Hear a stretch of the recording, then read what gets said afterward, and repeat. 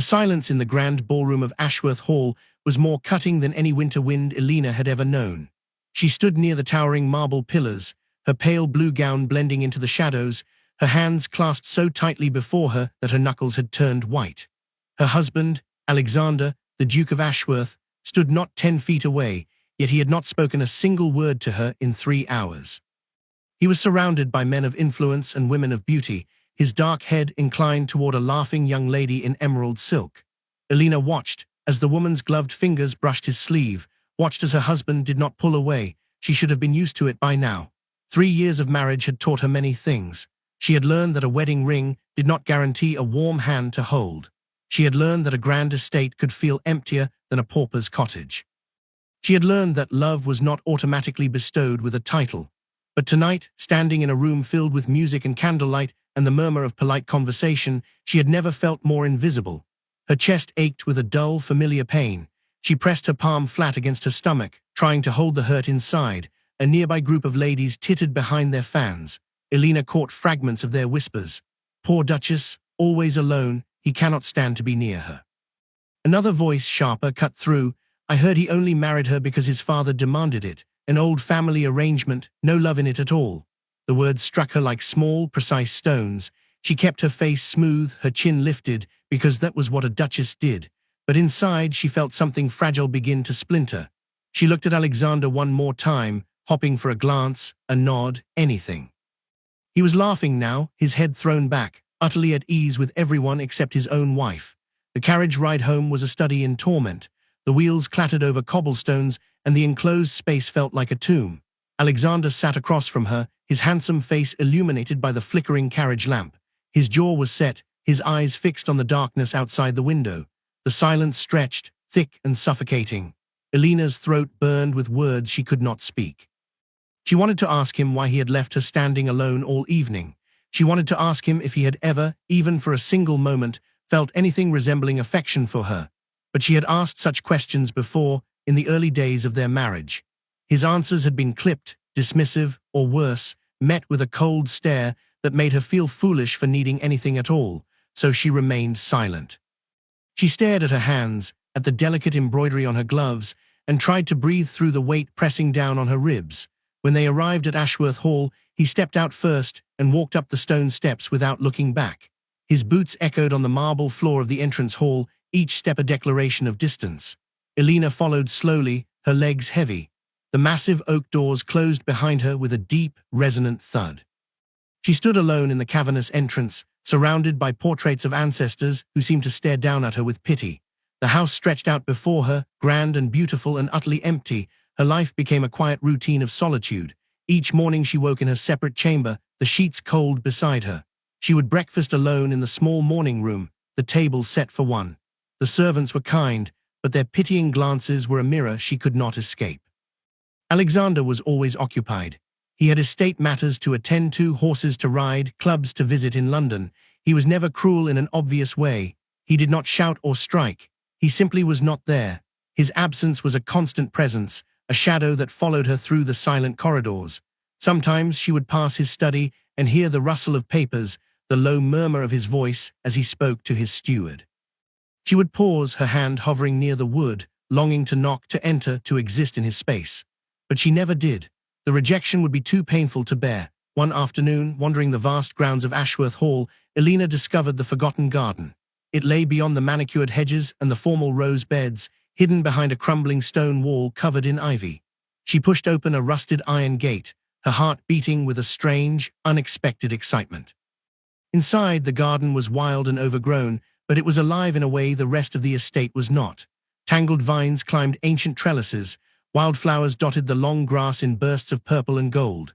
In the center stood a cracked stone bench, and beside it, the remnants of an old easel, bleached by sun and rain.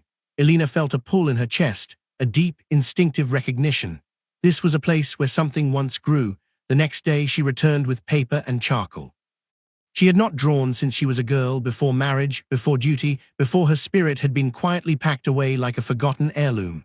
Her fingers trembled as she sat on the stone bench, the paper balanced on her knee. She looked at the tangle of roses climbing the wall, their petals a delicate blush pink. She began to draw. At first, the lines were hesitant, uncertain. But slowly, as the afternoon sun warmed her shoulders and the scent of earth filled her lungs, something unlocked inside her. Her hand moved with greater confidence. She forgot the cold house, the silent husband, the weight of her title. She was just a woman, creating something that had not existed moments before. Days turned into weeks. The forgotten garden became her sanctuary.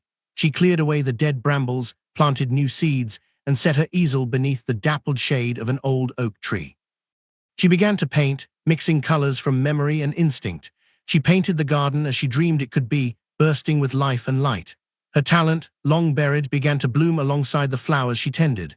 The gardener, an old man named Tom, noticed her work one day and stood speechless before a painting of bluebells she had propped against the wall. "Your Grace," he whispered, his voice thick with awe, "I have never seen anything so lovely. It is as if you have captured the soul of the earth itself." His words were a small, bright spark in the darkness of her lonely life. Elena began to venture into the village more often, her sketchbook tucked under her arm. She sat by the river and drew the children playing. She sketched the old women at the market, their faces lined with stories. The villagers, who had once viewed their distant duchess with a formal, cautious respect, began to warm to her. They saw her kindness, her gentle smile, the way she listened. She started teaching a few young girls how to draw in the village hall, her patience endless, her encouragement soft. She was building a life. Piece by fragile piece, entirely separate from the man she had married, Alexander remained oblivious. He was away in London for a fortnight, and his absence was a strange relief. Elena's days were full and warm. Her nights, however, were still cold. In the quiet darkness, the loneliness crept back, sharp and insistent. She would lie in her vast bed and wonder if he ever thought of her. She would imagine his face, the rare, fleeting smile she had only ever seen directed at others. A deep, aching longing filled her, a yearning not just for his love, but for simple acknowledgement, to be seen, to be known. Tears would slide silently into her pillow, and she would scold herself for this weakness. Had she not proven she could exist without him? Yet her heart refused to listen. The announcement of the Ashworth annual summer exhibition and ball was the most significant social event on the local calendar. It was Alexander's event, a tradition held by the Dukes of Ashworth for generations. The great hall would be opened, the finest families invited, and the grounds transformed into a spectacle of elegance. In previous years, Elena's role was ceremonial and hollow. She would stand beside Alexander, a silent ornament, and he would barely acknowledge her. This year, a quiet, defiant idea took root in her mind. She had been working on a series of paintings, her most intimate and emotional work. They were landscapes of the forgotten garden, but they were also landscapes of her heart. They captured the quiet solitude, the rebirth, the stubborn beauty that refused to die. She decided with a pounding heart that she would display them, not in a prominent place she would demand. She would simply place them in the east alcove, a quiet corner of the hall. It was not a grand statement. It was a small, personal act of courage. The day of the exhibition arrived. The hall blazed with the light of 1,000 candles. The air hummed with the scent of perfume, beeswax, and fresh flowers. Ladies in silks and jewels drifted like exotic birds, while gentlemen in dark formal wear discussed land and politics. Elena stood beside Alexander as the first guests arrived. He was distant as ever, his arm stiff when she touched it. He greeted an earl and his wife, his voice smooth and practiced. Elena's heart hammered against her ribs. Her paintings were in the east alcove. They were just small panels of canvas and color, but they felt like pieces of her soul nailed to the wall. It began as a whisper. A young woman, wandering away from the main throng, discovered the paintings. She called her companion over. Their murmurs were soft, then growing with intensity. "Exquisite, utterly haunting, look at the light," the whispers spread. A small group began to form in the alcove, then a larger one. Lord Henry Ashton, a respected patron of the arts known for his sharp tongue and sharper eye, was seen standing before the largest piece, a depiction of the garden at twilight, all bruised purples and hopeful golds, in utter silence. He finally turned, his voice loud with genuine shock.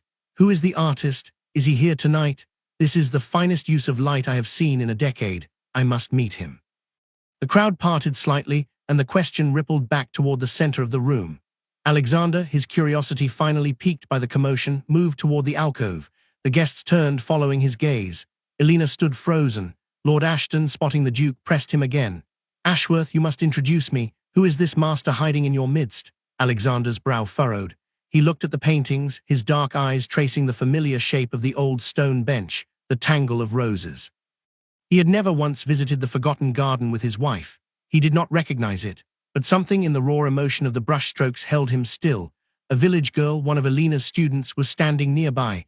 Her small, clear voice cut through the murmur. "It is the Duchess, my lord." The silence that followed was absolute.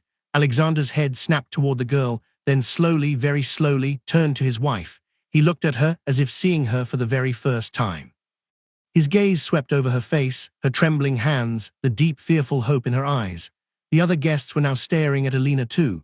Their whispers changed in character.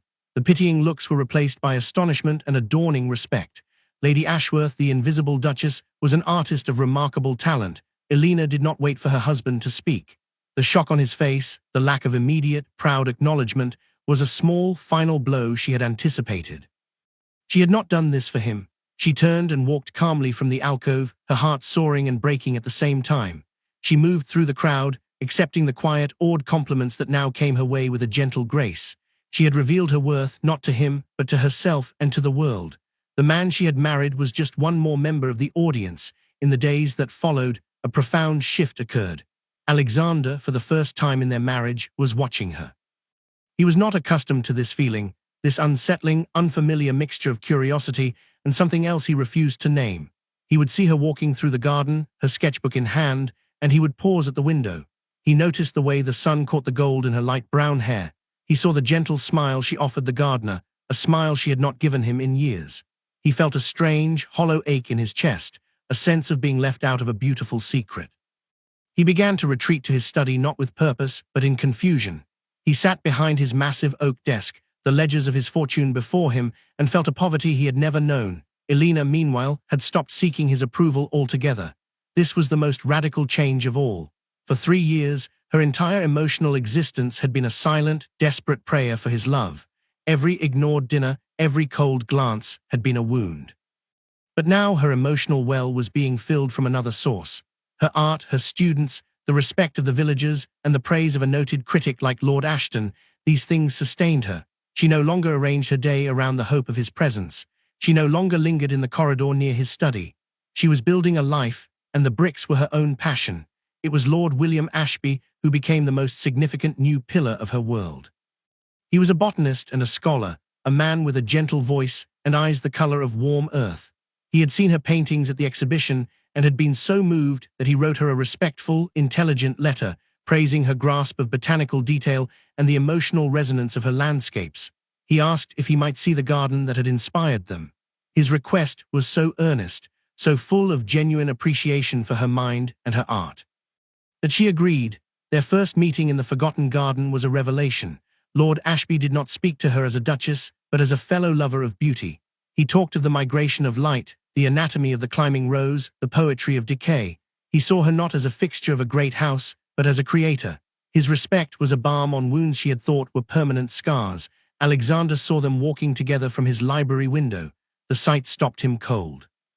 Lord Ashby was leaning down to examine a flower, and Elena was smiling, her hands gesturing animatedly as she explained something. It was a scene of easy, unforced connection. A hot, sharp serpent of jealousy coiled in Alexander's gut. It was a monstrous, unfamiliar feeling. He was not a man prone to such passions. He had been raised to believe that emotion was a weakness, that a duke's composure was his armor. But this feeling, this violent revulsion at the sight of another man basking in his wife's light, was uncontrollable. He slammed his fist against the window frame, the pain a welcome distraction from the chaos inside him. He did not recognize himself. That evening he confronted her.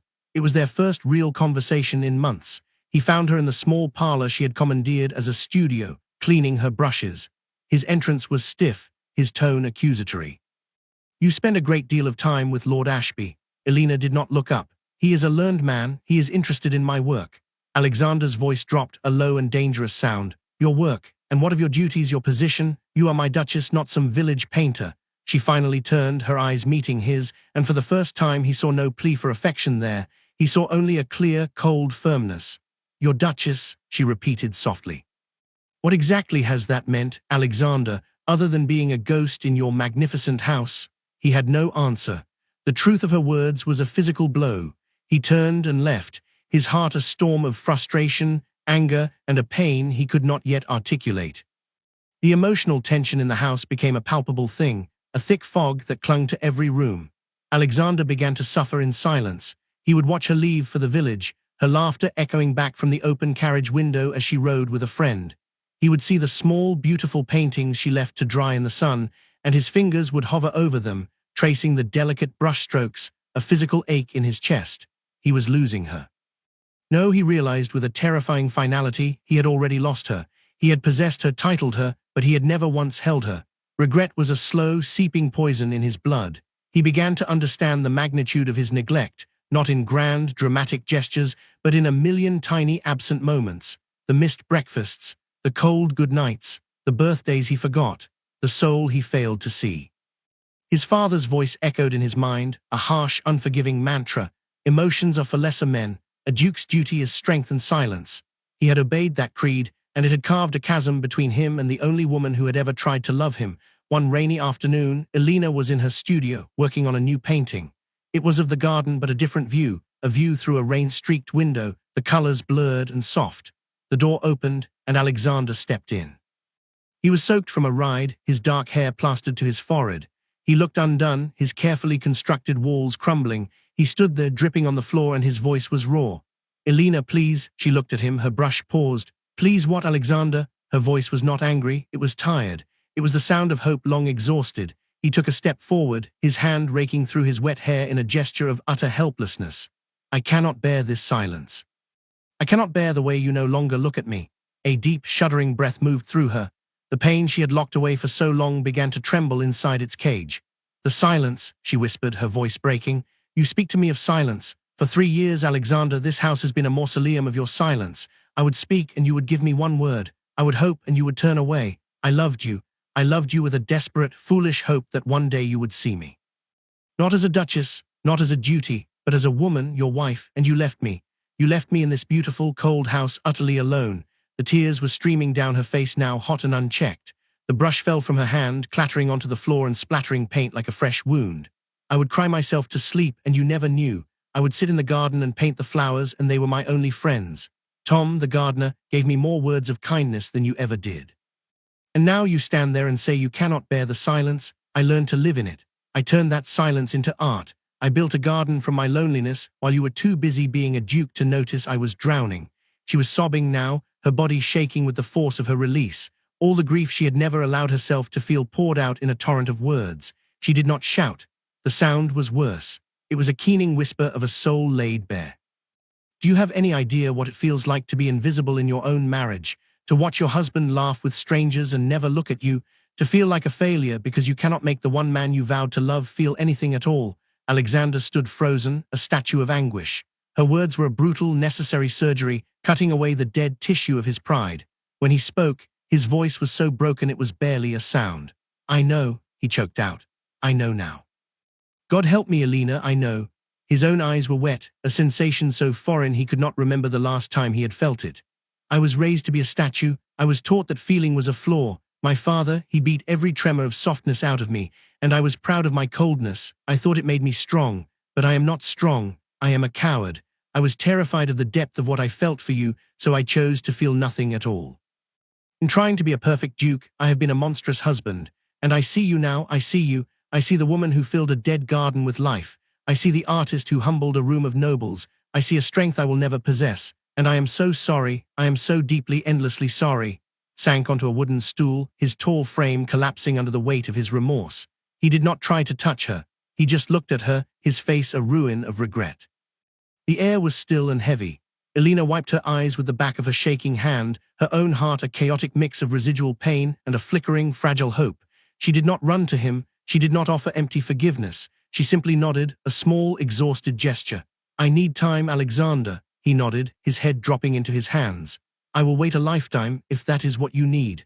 Confirmation of her value was no longer a private matter. The Royal Horticultural Society had learned of her botanical paintings and the restoration of the Ashworth Forgotten Garden.